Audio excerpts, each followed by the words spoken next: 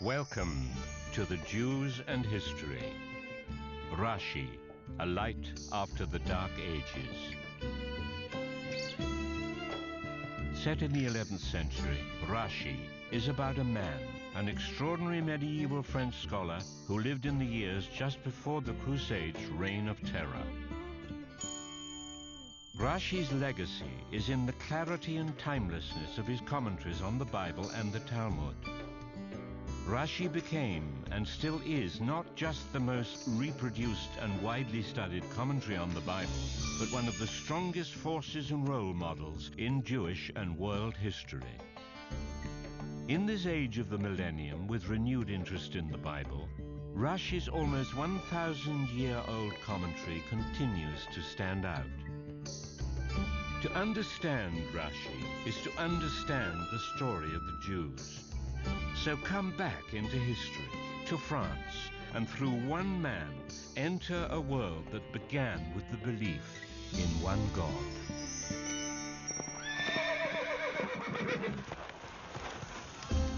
One can always see things more clearly in retrospect. So it is here, near Notre Dame, in Place de Grave, 150 years after Rashi died, that we begin our story. Here, in 1240, Louis IX of France ordered the public burning of the Talmud. Perhaps if he really understood what he was burning, he might never have dared to do so.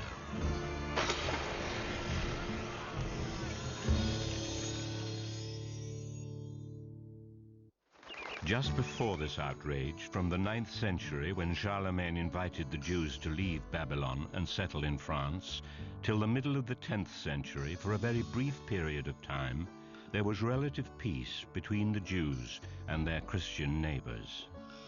It was during this peace, in the year 1040, that Rashi was born.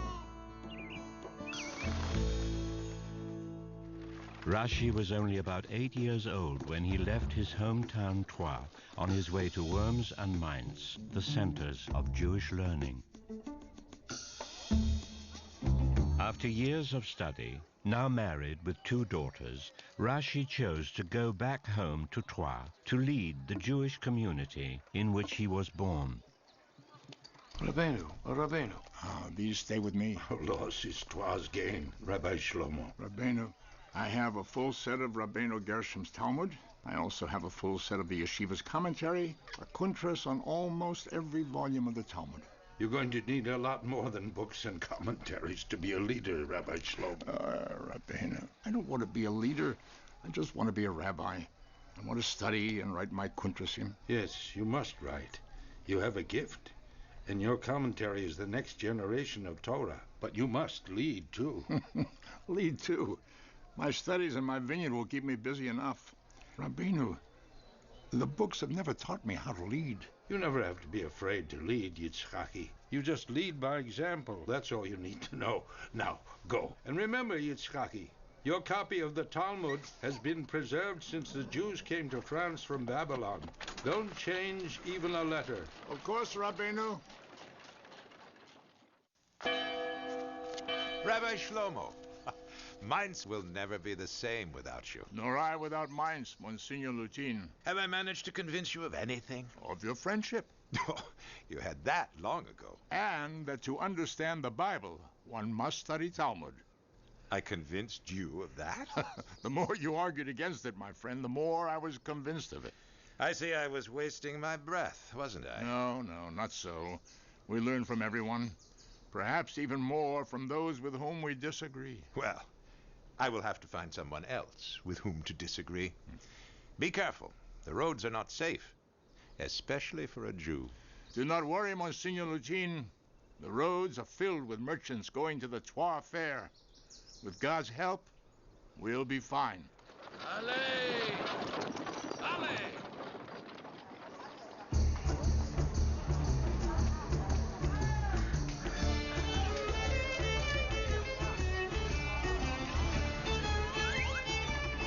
Stop, thief!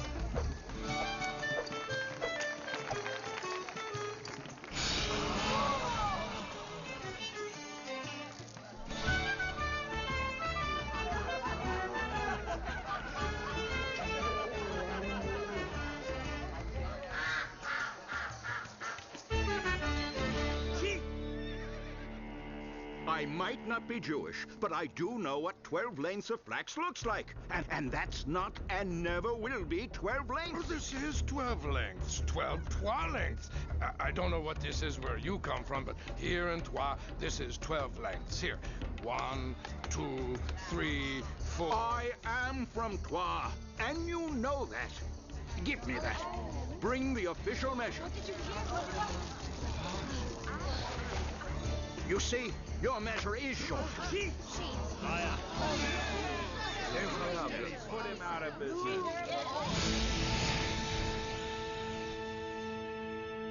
Rabbeinu, this is not the first time a Jew cheated a non-Jew in Troyes. It is the first time since I got here, and the last. Rabbi, in all due respect, there are more important considerations in Troyes at this moment than a business confrontation at the fair. Believe me, it's just as often a non-Jew cheating a Jew. We must always remember what the nation of Amalek did to the Jewish people in the desert. The Torah commands us to do so. Amalek? Deuteronomy, chapter 25, verse 17. Here it is. This is where God tells us of Amalek's savage attack. It happens right after the Jewish people complained to Moses about their lack of faith in God to provide food and sustenance in the desert. But look at the context. The reminder about Amalek comes right after God tells us about the laws of weights and measures in the marketplace. Do you think that's a coincidence? No. There's no coincidence in the Bible.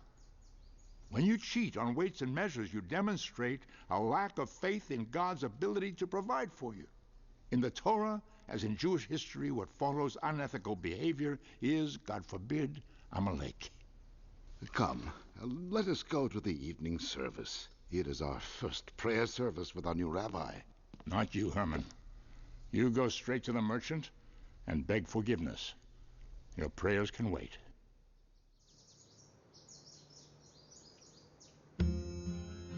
Rabbi Shlomo quickly became the spiritual leader of the Jewish community of France.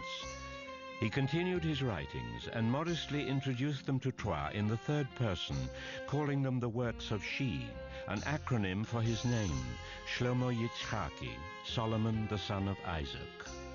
The Jews of Troyes, in a name change that would sweep the world and take a permanent place in Jewish history, added an R for Rabbeinu, our rabbi, to the front of the name to make it Rashi, our rabbi, Shlomo Yitzchaki. Some say that Rashi stands for more, for Rabban Shel Yisrael, teacher of Israel. Rashi became as much an acronym of endearment as of reverence.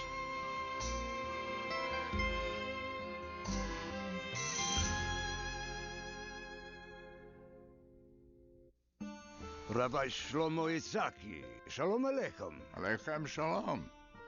You know me? The first copy of Rabbeinu's commentary on the marriage tractate reached Algiers just before I left.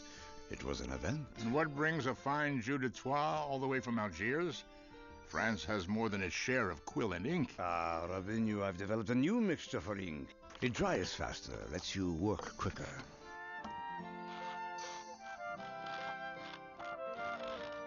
It's not made on the Sabbath, is it? My ink! Heaven forbid. The students of the great Rabbi Elfalsi use my ink. The entire Babylonian Talmud has been copied with my ink, many times over. Here, run your hand over that. Good. Very good. Located about 90 miles southeast of Paris and at the junction of two main trade routes leading to Italy and the Near East, Troyes brought out the cosmopolitan side of Rashi. But it was his Torah scholarship that really flourished. At first it was just the Talmud commentary, tractate by tractate, law by law, debate by debate. Written in Babylon as a commentary to the oral law nearly 700 years before the Jews came to France, the Talmud became forever more accessible and alive through the work Rashi started in Mainz and Worms. But as he grew older, Rashi took on a new commentary, so concise, insightful, and sweet, that it would forever be known as his gift to the Jewish people and to the world.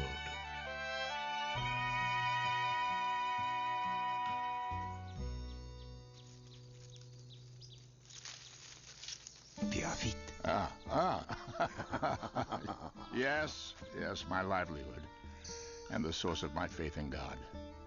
I have a regular market, mostly local Christian. Ah, winemaking. The special gift to the Jews of Champagne, a noble profession. Noble only because it allows time to study Torah. Well, yes, it is difficult to learn Torah when your mind is constantly worrying about making a living. What exactly are you working on now, Rabbi Shlomo? I have started a commentary on the 5 books of Moses. Ah, there is a need. Textual or the hidden meaning? I always stick to the strict interpretation of the text to understand the plain meaning, the simplicity of God's word. As you would expect from a rabbi as French as I am. But at the same time, I try to not forget the stories and the folklore that have passed through the generations. Midrashim, yes, that too is Torah. Ah, the transmission of Torah. My family's livelihood for centuries. But Rabino, what about the mysteries of the Torah? The concealed messages? Oh, I leave that to the commentaries from your side of the world. You're afraid of the hidden meaning. Afraid? No. What I'm afraid of is a drought that will ruin my crop, or the local governor raising my taxes, or taking away a Jew's right to own land. Well, then you are afraid. Call it what you will. But it takes a deep man to write a simple commentary.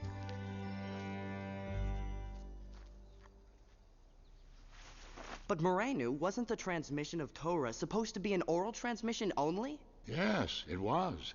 And many believed that it should continue to be so. But it was the Jewish year 3949, and Reb Yehuda Hanassi saw a new Amalek, the Romans. He feared that their oppression would cause the loss of the oral tradition, and he took action. Exactly. There are times we must take action for God so that his Torah should not be destroyed. What action do you think the psalmist meant? War? Revenge? Writing it down, committing it to parchment. That's the action Reb Yehuda Hanassi meant. To prevent the oral law from, God forbid, just drifting off into history. Writing it down. What was the next action to be taken? Writing down the Gemara, the commentary on the Mishnah. When? 300 years later. Good. And ever since, the act of preserving Torah has become a part of history. The Talmud we have was perfectly preserved by Rabbeinu Gershom, the light of the exile. All the kuntrasim that circulate, even your note-taking, all this is Torah. In an age of illiteracy, and in one of the truly remarkable parentheses in the history of education, Rashi taught his daughters to read and write both Hebrew and French. With no sons, and in order to meet the demands of his kuntres, he shared with them the complex language of the Talmud, the intricacy of her thought, the beauty of her logic. Of course the employer can keep the worker's clothes. The law is clear. If a worker hauling vessels breaks one of those vessels, the worker is responsible. It's clear. What's clear is that the clothes the man left behind that morning were all he had. He shouldn't be held responsible. But the law says he is responsible. The law, but what about his dignity? Read, Yocheved. Rabba bar bar Hanan tovu lehanhu. Some porters negligently broke vessels of wine belonging to Rabba, the son of Rav Huna. He seized their garments. The workers complained to the rabbi. Return them their garments, the rabbi ordered. He also says, pay them their wages. But Papa, who should be paying whom? Well, daughters, for a change you're both right. The law is the law, Yocheved, but there's another side to the law. Papa? Yes? What if you had sons?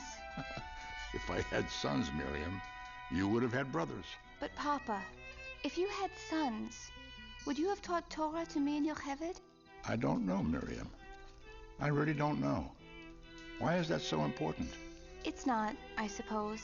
Here, read. Proverbs chapter 2, verse 20.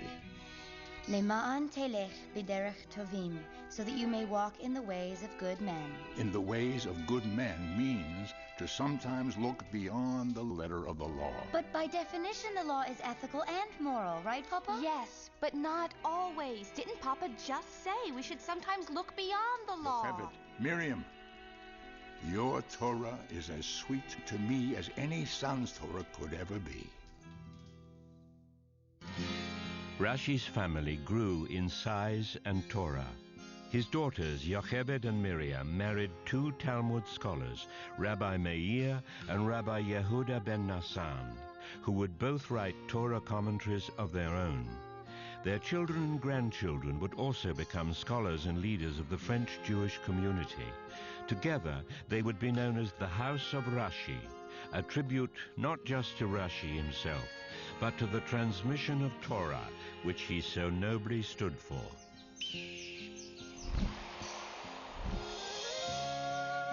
It looks so powerful, Grandpapa. Powerful, but gentle. Watch how she enters her nest. She'll never go in suddenly and scare off her young. When you study Rashi, you are always amazed at how much he knew about so many different things. About goldsmithing and raising cattle, building castles and botany, trade routes, the tides of the sea, the customs of nobility. She first beats her wings and makes noises to wake them up. Deuteronomy 32:11. Good. As an eagle stirs up her nest, that's how God led our people out of Egypt. Gently. God led us out gently. To understand Torah and its application to everyday life, Rashi's attention to detail was precise. So precise that in over 3,000 instances, he resorts to his command of French to give the exact meaning of the word.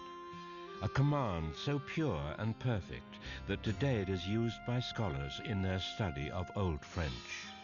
She's hardly even touching them. Look. Hovers over her young.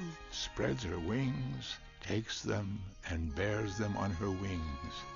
Does God have wings, Grandpapa? It's a mashal, Shmuel, an allegory. It's easier to understand an eagle than to understand God himself.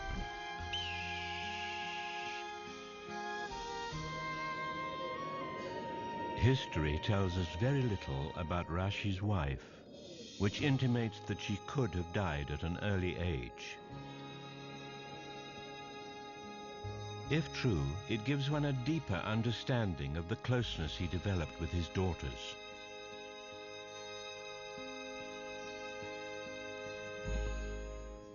Besides vintner, scholar, and rabbi, Rashi was also Dayan, head judge of the Beis Din, the Trois Jewish court.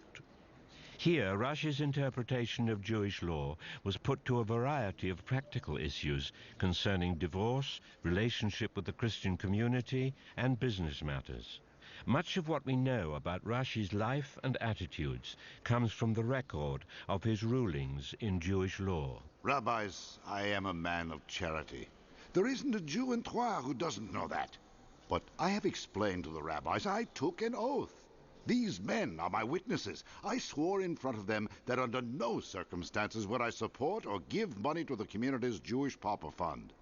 I give my charity on my own, not through the community. Your oath is an invalid oath, Monsieur Jacques. Invalid? Everyone knows the power of an oath witnessed by two valid witnesses, and these men are valid, Rabbi. I do not question the validity of your witnesses. I question the validity of your oath. You cannot swear an oath against the community because the community is more powerful than any individual. Your oath is invalid. I swore in the name of God. Ask these men. These men witnessed nothing more than perhaps an idle utterance of God's name. Monsieur Jacques, you must continue to be a man of charity. Give on your own. directly to people in need, but not at the expense of the community. Rabbeinu, I use the name of God in vain. Perhaps, Monsieur Jacques, but think about it. The community will grow because of all this. Now go. You don't belong in a base din. Although his peaceful relationship with the Troyes Christian community was well known, Rashi was apprehensive. His concern, assimilation, would continue through the 20th century.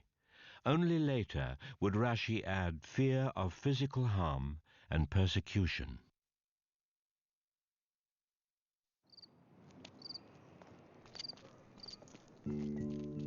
We do business with the Christian community.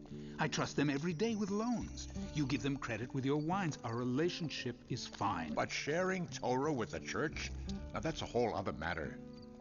What exactly did Bishop Lutin say? He said he wants a closer relationship with the original Hebrew text through public dialogue with you on the book of Isaiah. Isaiah? Yes. I knew this bishop when he was a young priest in Mainz. I learned back then there are differences that we can never reconcile. This kind of interaction can only lead to trouble. We must do something. We can't just ignore this. He expects to meet with you personally before the end of the coming week. But a public dialogue? The Kuntris. What if we send the bishop a copy of your commentary on Isaiah? That could work. Yes, I think that would work. Against my better judgment.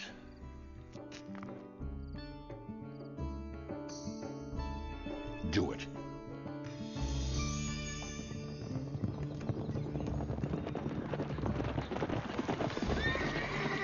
I was expecting the father-in-law, not the son-in-law. My father-in-law couldn't come because he couldn't agree to the public dialogue. This wouldn't be our first dialogue. He sends his best personal regards and congratulates you on being appointed bishop. I don't want his congratulations. I want him. This will represent him. This? I don't want this. I want Rabbi Shlomo himself.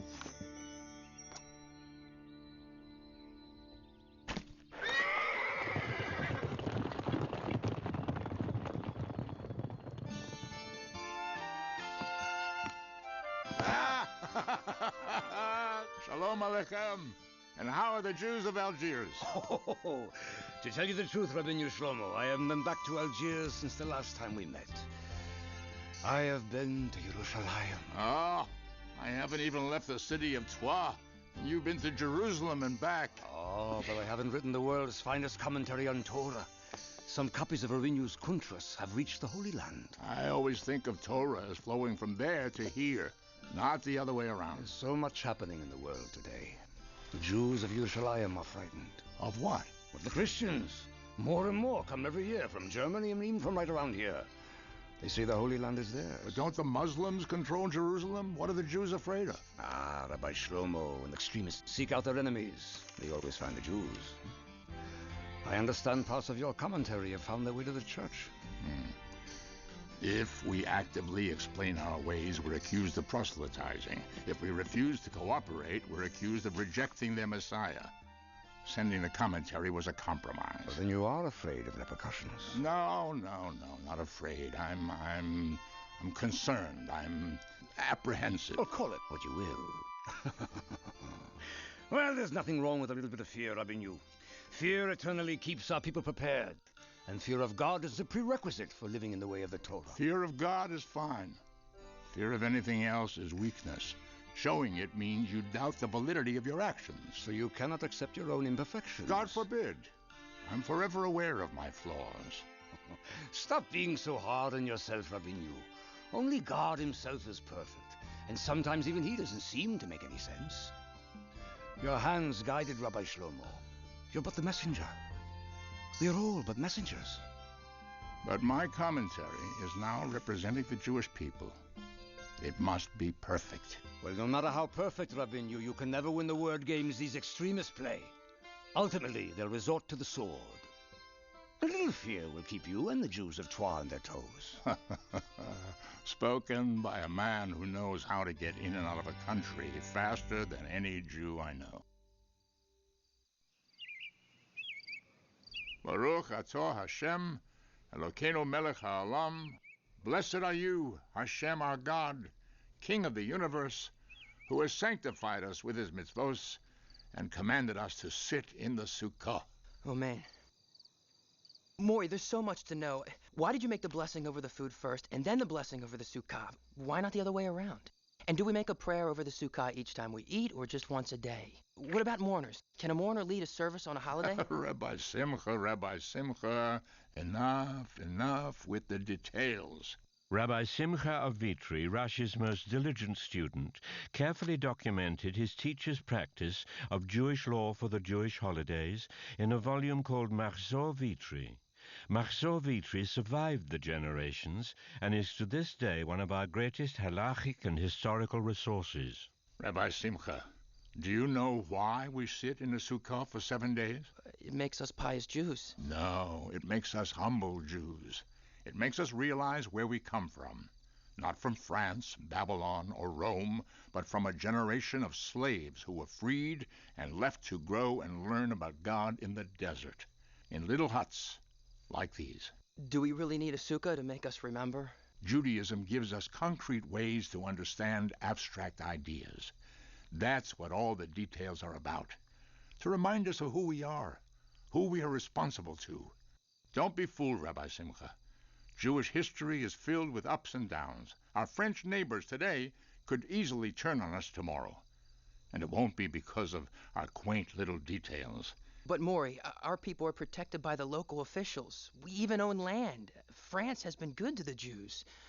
Why such apprehension? I'm simply remarking on the course of Jewish history as I see it. With God's help, we will agree to disagree with our neighbors in peace. Rabbeinu, Moedim la Simcha, happy Sukkot. I am sorry to interrupt with bad news. The blacksmith, Jolene, died suddenly. The people are already gathering for the funeral. Baruch Dayan Emes. Blessed is the righteous judge.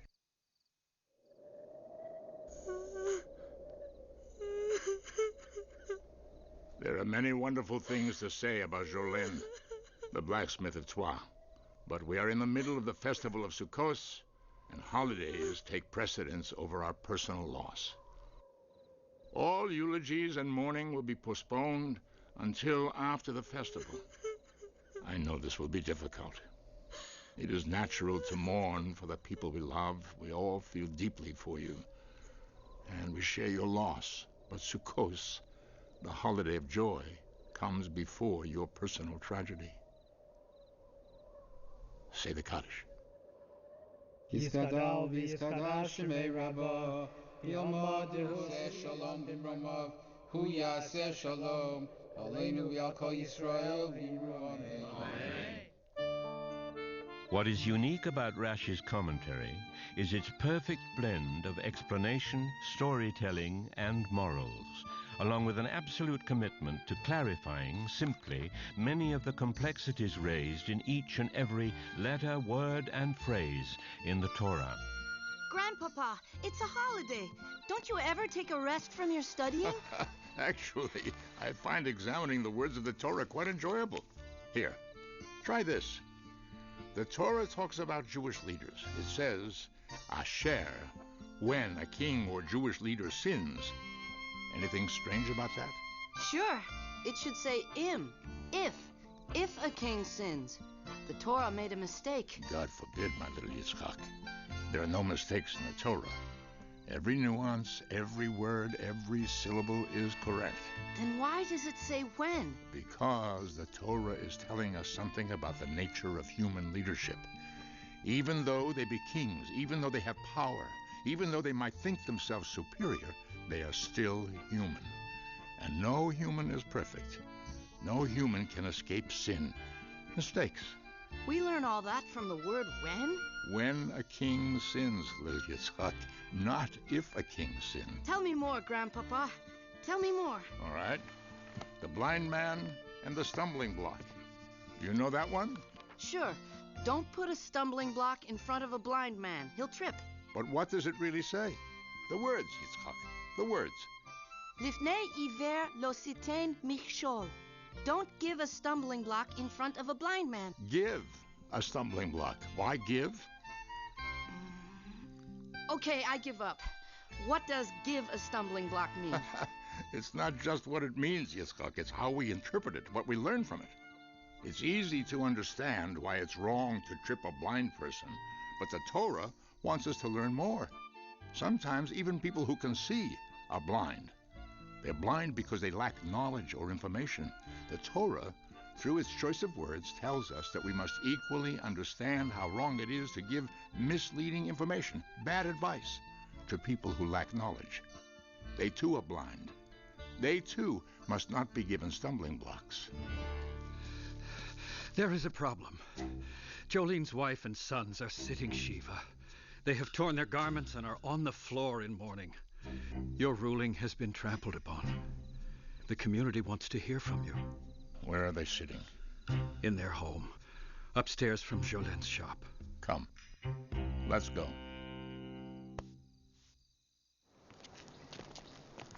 Rabbeinu, they have refused your guidance. I'm going upstairs. Come with me. All of you.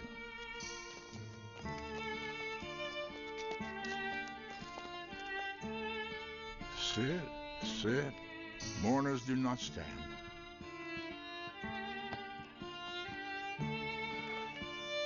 Rabbeinu, please forgive us. We couldn't feel the joy of Sukkot. We had to mourn. And I wish I could mourn with you. Jolene was a giant. Nobody had a bad word to say about him. His life was a model for all of us. It was very difficult for me to not eulogize him. I loved him very much. Is it so bad that I sit Shiva on the holiday? He was my husband. If your grief will not let you celebrate, then sit, sit. Mori, are you changing your ruling? Were you wrong? No, my dear son-in-law. I was not wrong in my ruling, but I was wrong in my judgment of their grief. Let them come to accept God's will in this fashion. Yom Tov hu milrachem v'nechamo kravo lavo. Hamakom yenachem eschem besoch Shia evelei Tzion veYerushalayim. May God comfort you among the rest of the mourners of Zion and Jerusalem. May God comfort you among the rest of the mourners of Zion and Jerusalem. Rashi was not a political man, but he was aware and concerned about the events and activities of his day. In his very first commentary on the very first sentence in the Bible, Rashi gives the Torah's point of view on the most important political issue of his time. Rabbi, how are the grapes in the Holy Land? The grapes in the Holy Land? Holy, I suppose. Why do you ask? I'm going with the group as soon as the trees begin to blossom. We're going to make sure the city of Jerusalem is restored to the Christians. Jerusalem does not belong to the Christians, monsieur. Oh? And who does it belong to? The Jews? Monsieur Lionel, you studied the book of Genesis, didn't you? Not as extensively as a great scholar like yourself, and not in the original, as I'm sure you have. But yes, all good Christians have studied Genesis. Isn't it strange, Monsieur Lionel, that the Bible, which is really a book of laws and codes, not a storybook, begins with a story? The story of creation. Why not begin with a law? A commandment? Certainly you have an answer, Rabbi. Yes, I do. It is because right from the beginning, God wanted to tell us who the city of Jerusalem belongs to, who the Holy Land belongs to, who the entire world belongs to. And who does it belong to, Rabbi? To Him. Bereshis bara Elohim. In the beginning, God created the heavens and the earth. He created it. It belongs to Him. He can do anything He wants with it. And He wants the Christians to have it. Monsieur Lionel, I think we should keep our conversations to wine-related matters. Theology, or should I say politics, doesn't seem to agree with us. Your wine, Monsieur Lionel. Papa, it's the middle of the day. Why are you still wearing your prayer shawl and your tefillin? Maybe I'm getting pious in my old age. Rabbi Shlomo Yitzchaki, pious? Never. Papa, really. What have you been working on? Mostly correspondence. We've been so busy in the vineyards. The courier's leaving tomorrow morning. Here, let me help. You answer this one. You know this as well as I do. My dear Yosef, it is not a sin if a man interrupts his grace after meals in order to feed his animals. The Torah itself commands us to feed our animals before we feed ourselves. With Torah blessings. To the rabbis of Auxerre, regarding your reference to my commentary on the book of Ezekiel, I made a mistake in that reference. I was wrong. I have gone through it with my grandson and have corrected it. Thank you for bringing this matter to my attention. To my dear, learned, and respected son-in-law in Worms, I hereby inform you that I have not retracted my opinion and shall not retract it. I refuse to cause any financial loss to my people by prohibiting the sale of perfectly kosher meat. It is clear to me that one should be lenient in this matter. Tell the Worms rabbis that if they keep on handing down prohibitions, they will soon lose their authority. That's strong, Papa? It takes courage to exercise leniency. Keep this matter quiet and among the rabbis only. The Worms community must not be divided over this issue. What portion of the Talmud are you studying with Shmuel? Has the little one started to read French yet? With blessings of good health and prosperity, we miss you. And make sure you add a couple of words to your sister. Papa!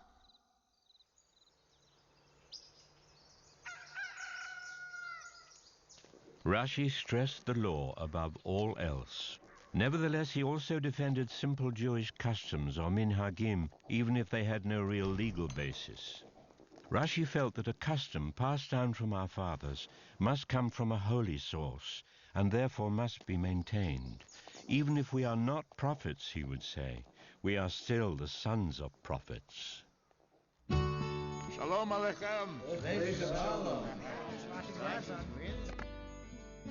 Come, read us the Aleph Beis. Not yet. Aleph, Beis, Gimel. Among the earliest references to the education of children is a holiday custom found in Rabbi Simcha of Vitri's Machzor. To truly appreciate this beloved ritual, you have to appreciate the secular ideal of education of that day. The secular ideal of education was the ideal of obedience, rooted in the Augustinian teaching that the birch, the strap, and the cane are indispensable to overcome ignorance. None. Break your child's will in order that he may not perish. It should be forced to do as it is told, even if you have to whip it 10 times. A Rashi for the next generation, but not yet as humble. In the Jewish world of 11th century France, making learning a positive experience was the ideal. This ideal created a Jewish population who, regardless of social standing, wealth, or even scholarship, made the study of Torah a daily routine, not only out of obligation, not only out of commitment, but out of love. Shin. Tough. Your words are as pleasant as honeycomb, sweet to the soul, and healing to the bones. Now.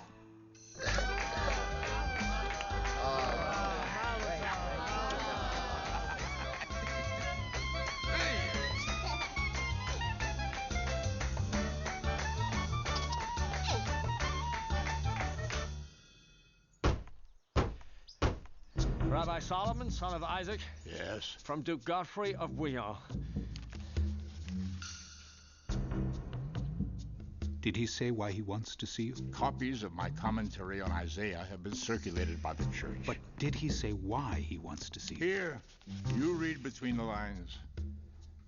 He says he's leaving for Jerusalem and wants the opinion of a holy man like yourself as to the possibilities of his recapturing the holy city for the Christians. Now I ask you, why could he possibly need my opinion? But he's asking to see you. My dear son-in-law, I haven't left the city of Troyes in 25 years. Not even to see my own masters in mines or worms. Tell me, must I give in now to the whims of this crusader?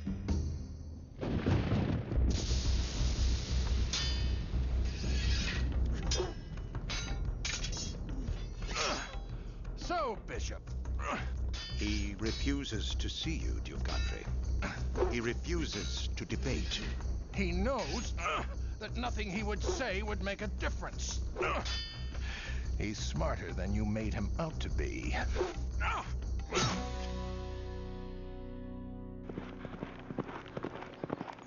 The Jews of Mainz have been attacked! The Jews of Mainz have been attacked! Forced into the synagogue, burned to the ground. Mobs with swords kill them. Rape them. There's nothing left. Are they coming here? We're protected. King Henry signed an edict. The Jews of Mainz were protected too. They won't settle for anything less than baptizing the entire Jewish community. They might not even settle for that.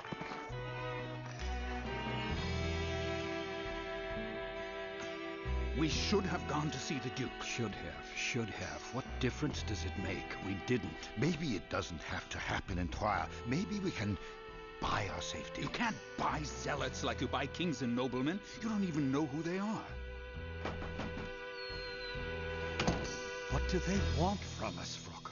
A crusade is on its way to Jerusalem, and the Jews just happen to be in the way. They want you to believe what they believe. They want everyone to believe what they believe. And what do you believe, Frocco? Monsieur Jacques, rabbis, you are my friends and neighbors. I am not one of them. Most of us are not one of them. You must know that. Of course, we do know that. I thought it couldn't happen here. Not in France. Not in France. The First Crusade began its reign of terror in 1096 towards the end of Rashi's life. Jews in the Rhine communities, including mentors, colleagues, and friends of Rashi, were tortured, killed, and forcibly baptized. The Jews of Troyes were spared the bloody path, but they weren't spared the terror.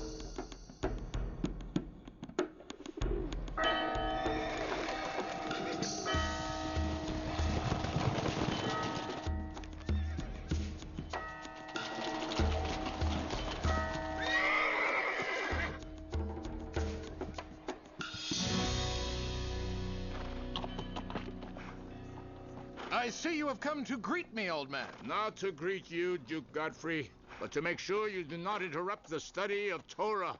I'm not coming with an interruption, Holy Jew. You refused to come to me. Now I have come to you with a bishop, an army, and my plans of conquest. I know your bishop, I know your army, and I know your plan of conquest. What do you want from me? We are leaving for Jerusalem at dawn with 200 ships and over 10,000 men. What does an old Jew think of that? Why not ask your bishop? He knows how I think. I am asking you. Then I'll tell you. You will conquer Jerusalem, Duke Godfrey, but you'll hold it for less than a week. And if you return, you'll return to Troyes beaten, with 2 horses. No more.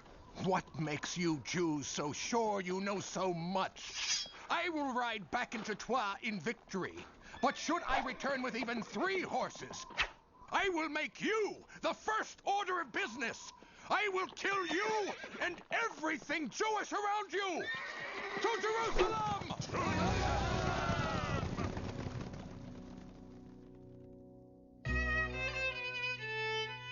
Legend says that Duke Godfrey conquered Jerusalem and returned to Troyes with 3 horses.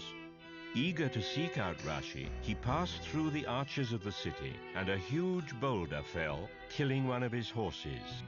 History says, however, that Duke Godfrey did capture Jerusalem briefly, as Rashi predicted, but died in the Holy Land shortly after. The story about the boulder and the horses remains legend. In the last years of his life, Rashi had to confront disturbing questions in Jewish law that were a result of the Crusades. The French Jewish communities were outraged at fellow Jews who gave in to the Christian demands. Rashi saw things differently.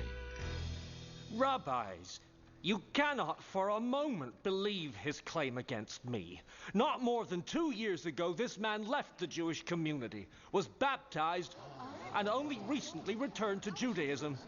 And what might his being forcibly baptized have to do with his claim that you have refused payments for the services he rendered? You can't believe a Jew who allowed himself to be baptized. But I should believe you?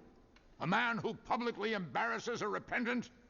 How dare you remind this man of his past weaknesses in my Beis Din, or anywhere? We will judge this business case on its merits. Only on its merits. But Rabbeinu, Asher ben Zev is living in sin.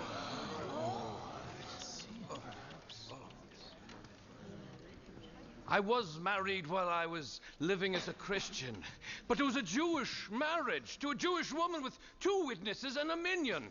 Rabbeinu, we were Jews in our hearts. We let them baptize us, but we never stopped being Jews. They put a sword to our throat. What could we do? Are the witnesses here? Tell me what you saw. In a dark cellar, late at night, this man, Asher, the son of Zev, then known as Shon, handed a ring to that woman, Rachel, the daughter of Yaakov, then known as Francesca. And he said, "You are hereby sanctified to me according to the laws of Moses and Israel." There's no question. And what did you see? I saw the same thing, Rabbeinu. Yisrael, af al pi shechata, Yisrael who? A Jew, even though he has sinned, is still a Jew. This man is married. He is a Jew. He has returned to his people and is welcome. How would you have stood up to the pressures he gave into? How would any of us stand up? Are there any more business issues we must hear? Rashi not only offered his opinion in the courtroom, but made his ruling come alive in the synagogue. וידבר משה מאוזני כל קהל ישראל את דברי השירה הזאת עד תומם. ברוך אתה השם אלוקינו מלך העולם אשר נתן לנו תורה סמס וחיי עולם וטבע. I would like to call up the next honor. נושאין התורה. יעמוד רב אשר בן זאב להגבוהס התורה. Asher, the son of Zev, is honored with the lifting of the Torah.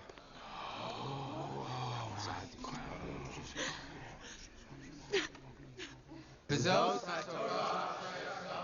is the Torah that Moses put in front of the children of Israel in the name of God in the hand of Moses.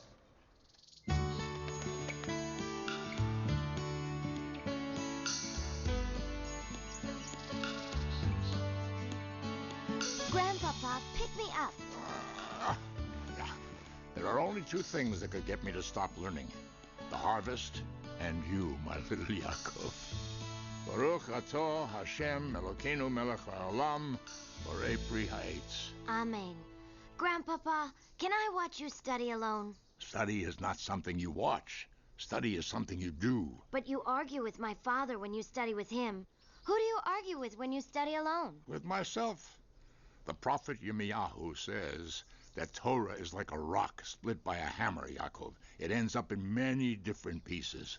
Sparks. We don't really argue. We have different points of view. We disagree in order to understand. Can I disagree with you? Only when you know how to learn. Then you can disagree all you want. I want to disagree now. He's a frisky young man, your grandson. I don't know what to do with him. When did you arrive? I haven't really arrived. I'm just passing through. As always. Is there trouble in Spain?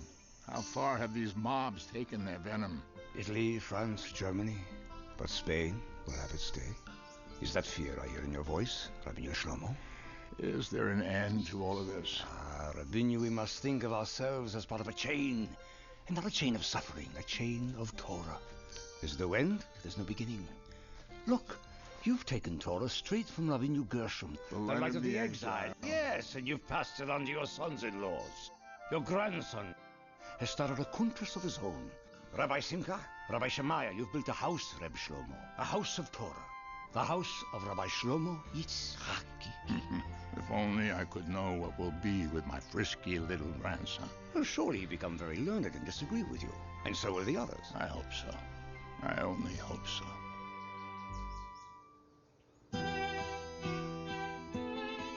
For his remaining years, Rashi stayed mostly at home and dictated to his scholarly grandson, the son of Rabbi Meir, who would later write a widely accepted Talmudic commentary of his own, known as the Rashbam. Read the first part of the Mishnah as a question. Read the second part as an interpretation. Grandpapa, it takes me 50 words to write the same thing you explain in 2 sentences. But you'll have many more years to write them than I will. Grandpapa, why is this happening to us? Why is what happening? The killings, the fires, the baptisms. Arrogance. Separating from the very source of man's strength. It all happens when man thinks that... when we think we're above God's law. Is there nothing we can do? Pray. Repent. Learn Torah. Live Torah. Keep the chain alive. Now, tell me again, why did Rav Ashi take such a strong position? Always the Talmudist, the teacher, the interpreter, Rashi was never one to philosophize. But sad and near death, he did turn his feelings directly to heaven in 7 poetic prayers that he composed. These prayers of petition, slichos, are still recited today.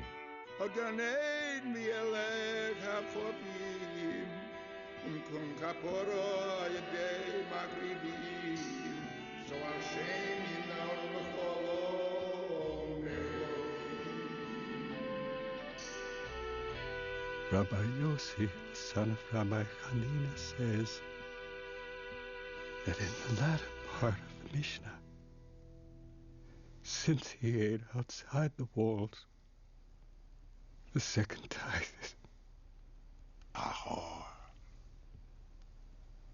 Tahor, pure. And the man himself, for the same reason, is tahor.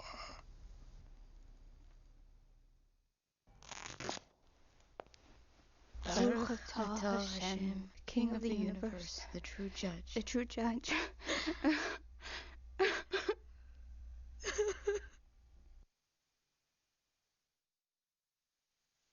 Yoshev b'seis Elyon, b'tzel shakai yistonon, Omar laHashem machzi mitzvasi, Elokai yaftach bo.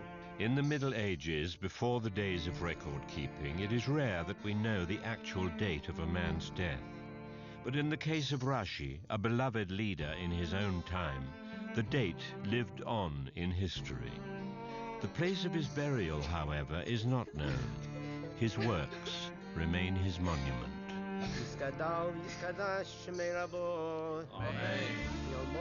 Rashi made Torah accessible to everyone, from the giants of Torah who would follow in his footsteps to the most ordinary. To this day, even a Jew with only the most basic Jewish education prides himself on his study of Chumash or Bible with Rashi.